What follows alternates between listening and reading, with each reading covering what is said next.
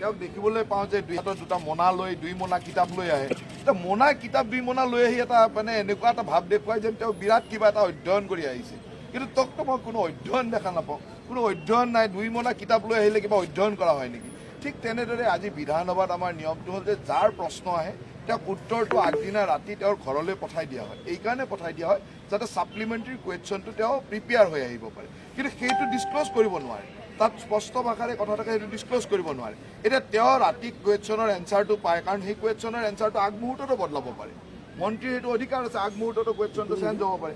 তেওঁ আহি যদি কুৱেশ্যনটো বিধানসভা আৰম্ভ হোৱাৰ আগতে সংবাদ মাধ্যমক ডিছক্ল'জ কৰি কয়, তাৰমানে তেওঁ ব্ৰিচ অফ প্ৰিভিলেজ, মানে সদনৰ মৰ্যাদা হানি কৰিছে। এনেকুৱা ধৰণৰ মৰ্যাদা হানিৰ উপৰিও কিছুমান এনেকুৱা কাম কৰে যে যিকোনো কথাত, কাৰণ বিধানসভাৰ প্ৰশ্নোত্তৰ কালটোত বহুত বিধায়কে 126জন বিধায়কে নিজৰ বিধানসভাৰ অঞ্চলৰ কথা সুধিবৰ কাৰণে, মন্ত্ৰীক সুধিবৰ কাৰণে ৰৈ থাকে। তেওঁলোকৰ কাৰণে সময় 1 ঘণ্টা সময় কম থাকে।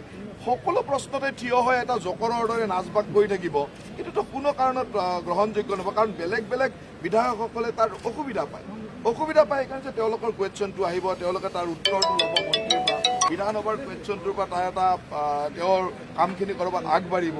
এই ধৰণৰ কথাবিলাকত গুৰুত্ব নিদি অকল তেওঁৰ নিজৰ হাইলাইটৰ কাৰণে থিয় হৈ যিকোনো মুহূৰ্তত যিকোনো কুৱেশ্যন এটাত থিয় হ'ব, য'তেই ত'তেই থিয় হ'ব, য'তেই ত'তেই হাত দাঙিব, কথা ক'বলৈ চেষ্টা কৰিব, কোনো নীতি নিয়ম নামানে। সেইকাৰণে মই এষাৰ কথা কৈছোঁ যে বিধানসভাই মানে অসমৰ ৰাইজে বিধানসভাৰ সন্মানীয় সদস্য বিচাৰে, জকৰ নিবিচাৰে। গতিকে জকৰ নিবিচাৰে বুলি এইকাৰণে কৈছোঁ যে বিধানসভাৰ সদস্যজন সন্মানীয় সদস্য। গতিকে জকৰৰ দৰে তেওঁ কৈছে, জকৰটো কোনোবাই কৈছে আমাৰ ভৰতনাথ ডাঙৰীয়া, জকৰটো আনপাৰ্লিয়ামেণ্টাৰী। জকৰটো কোনো আনপাৰ্লিয়ামেণ্টাৰী শব্দ নহয়। ভাৰতবৰ্ষত চিনেমাই আছে মেৰা নাম জকাৰ। গতিকে জকৰটো কোনো আনপাৰ্লিয়ামেণ্টাৰী শব্দ নহয়। মাত্ৰ কথাটো এইটোৱে যে বিধানসভাত এজন সন্মানীয় সদস্য অসমৰ ৰাইজে বিচাৰে, আৰু সন্মানীয় সদস্যই সদায় নিজৰ সন্মানটো ৰক্ষা কৰিব লাগে। অকল মিডিয়া হাইলাইট, অকল মিডিয়াত কথা মানে তেওঁৰ ফটো ওলাব লাগিব, তেওঁৰ কথা ওলাব লাগিব, তাৰ কাৰণে যি মন যায় তাকে কৰিব। 2 বস্তা কিতাপ লৈ আহিব, এটা অদ্ভুত বেশ লৈ আহিব, এটা অদ্ভুত কথা ক'ব, য'ত ত'ত থিয় হ'ব। এইটোতো বিধানসভাৰ মৰ্যাদা হানি হয়, কাৰণ আমিওতো বিধায়ক। এজন এনেকুৱা অৰ্ডিনাৰী মানে এনেকুৱা ধৰণৰ জকৰ টাইপ বিধায়ক থাকিলে নিজৰো লাজ নালাগে জানো? গতিকে মই সেইকাৰণে সোঁৱৰাই দিছোঁ যে ইয়াত জকৰ নিবিচাৰে, ইয়াত বিধানসভাৰ সদস্য বিচাৰে, সন্মানীয় অধ্যয়নৰ চাওক। তেওঁৰ প্ৰথম কথা, এজন বিধানসভাৰ সদস্য নিৰ্বাচন হোৱাৰ লগে লগে rule and procedure of Assam legislative assembly বুলি এখন কিতাপ আছে, সেই কিতাপখন পঢ়িব লাগে যে 301 কেনেকৈ আনিব, 56 কেনেকৈ আহিব, কুৱেশ্যন আৱাৰ কেনেকৈ হ'ব, পইণ্ট অফ অৰ্ডাৰ কেনেকৈ আহিব, তাত লিখা আছে। তাত নিয়মবিলাক পঢ়ি ল'ব লাগে। নিয়মবিলাক নপঢ়ি তাৰ মাজে মাজে যি টি এটা অনিয়ম কাম কৰিলেতো এইটো মানে সেইটো অধ্যয়নৰ অভাৱে। আৰু যোনে 2 হাতত 2 মোনা কিতাপ লৈ অধ্যয়ন কৰা টাইপ দেখুৱায়, তেওঁ যদি এইবিলাক ভুল কৰে আৰু ডাঙৰ কথা। তাৰমানে তেওঁ পঢ়া শুনা নকৰাকৈ অকল নাটকবাজি কৰিবৰ কাৰণে এটা জকৰ কৰি থাকে, জকৰৰ দৰে কাম কৰে। সেইবিলাকতো আৰু অসমৰ ৰাইজে পঢ়া শুনা কৰিছে, এতিয়া তেওঁক দেখি কেনে মুখ্যমন্ত্ৰীও পঢ়িবলৈ লৈছে বুলি কৈছে।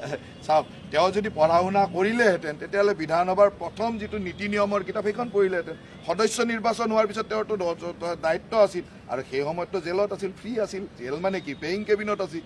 পেয়িং কেবিনত ইমান ধুনীয়াকৈ AC ৰুমত আৰামত আছে, টিভি চাই, তাতেইতো পঢ়ি আহক অলপমান, তেতিয়াইতো মনটো আনন্দ পালোহেঁতেন যে তেওঁ পঢ়াৰ সময় পাইছে।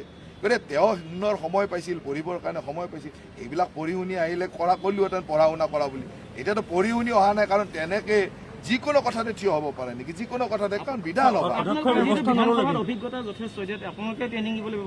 চাওক, মই সেইকাৰণে মনত পেলাই দিছোঁ যে বিধানসভাত মাননীয় সন্মানীয় সদস্যই বিচাৰে, জকৰ নিবিচাৰে। তেওঁ অলপমান নিজক আত্মবিশ্লেষণ কৰক। চাওক, আজি যিটো কাম কৰিছে সেইটোতো অধ্যক্ষই তেওঁক এক্সপেলে কৰিব পাৰে।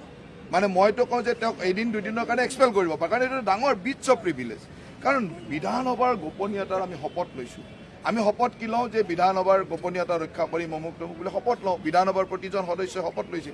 এতিয়া বিধানসভাৰ মজিয়াত যিটো কথা ডিছক্ল'জে হোৱা নাই, তাক আগতে সংবাদ মাধ্যমৰ আগত ডিছক্ল'জ কৰাটো ব্ৰিচ অফ প্ৰিভিলেজ। এইটো এটা এনেকুৱা এটা কথা যিটোৰ কাৰণে আমাৰ সন্মানীয় অধ্যক্ষ ডাঙৰীয়া যথেষ্ট মোলায়ম কাৰণে তেওঁৰ ওপৰত একশ্যন লোৱা নাই। নিয়মত তেওঁৰ ওপৰত ব্ৰিচ অফ প্ৰিভিলেজ বুলি তেওঁৰ ওপৰত একশ্যনে ল'ব পাৰে যে এদিন দুদিনৰ কাৰণে বিধানসভাৰ পৰা বহিষ্কাৰে কৰিব লাগে নিয়মত।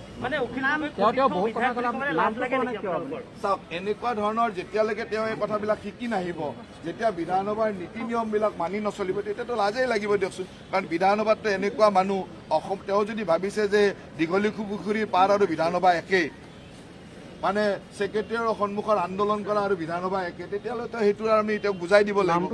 বিধানসভা আৰু ছেক্ৰেটাৰিয়েটৰ সন্মুখ আৰু বিধানসভাৰ পবিত্ৰ মজিয়া একে হ'ব নোৱাৰে। আৰু আপোনাৰ দীঘলী পুখুৰীৰ পাৰৰ আন্দোলন আৰু বিধানসভাৰ কথা একে হ'ব নোৱাৰে। বিধানসভাত এটা নীতি নিয়ম আইন কানুনৰ মাজত চলিব, কথা কোৱাৰ এটা ডিচেঞ্চি থাকিব, কথা ক'বলৈ কাৰণে এটা ভাল, আনকি বিধানসভাত পৰিপাটিকৈ অহা, সুন্দৰভাৱে থকা, এই ধৰণৰ কথাবিলাকো কোৱা হয়। গতিকে বিধানসভাটোতো তেনেকৈ কৰিব গ'লে তেওঁ নিশ্চয়কৈ মানে হয় তেওঁক লৈ আমি লাজ পাব লাগিব, নহ'লে তেওঁ নিজক সংশোধন কৰি আমাৰ যাতে লাজ নাপাওঁ তেনেকুৱা এটা পৰিৱেশ। নামটো কিয় ক'ব লাগে? সকলোৱে জানে এইটো অখিল গগৈ ডাঙৰ কিবা নাম ক'ব লগা আছে নেকি? সকলোৱে দেখি আছো যে 2 মোনা কিতাপ লৈ অহা মানুহটোৱে অখিল গগৈ, তাততো আৰু কি নাম ক'ব লাগে? নাম ক'বলৈ একো অসুবিধা নাই নহয়, নামটো আপোনালোকে লিখি ল'ব, কৈয়ে দিলো নামটো, কি অসুবিধা আছে?